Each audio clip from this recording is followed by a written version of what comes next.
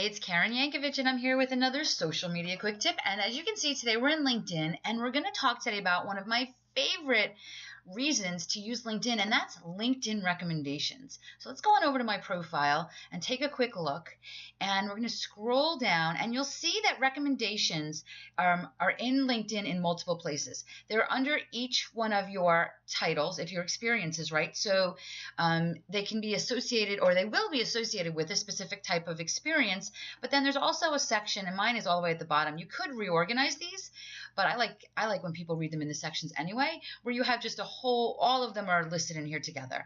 And this is so important. Why this is so important is because this is not just social proof. It's social proof on steroids, right?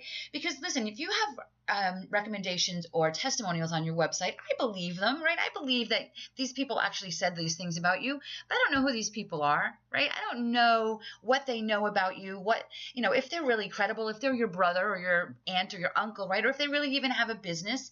But on LinkedIn, I can click right through to the profile of the people that recommended you. We'll go through to Heather here, and you can see exactly what Heather's done.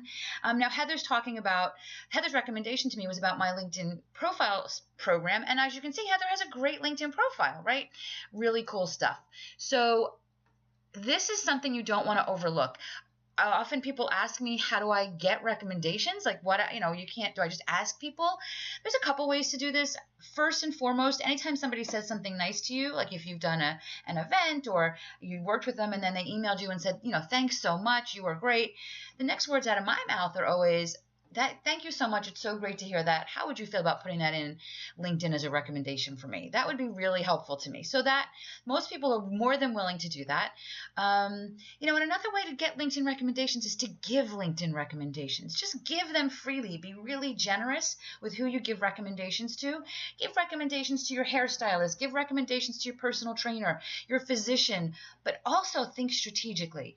Have you worked on a project with someone that you can give a recommendation to that might recommend you back, right? So be generous across the board, but also be generous strategically and think about who might be able to give you a recommendation back. So that's my LinkedIn tip, and this is this week's social media quick tip. Give lots of recommendations, be an accumulator of LinkedIn recommendations, and I think you're going to find it's one of the most valuable things you can do for your business marketing. See you next week.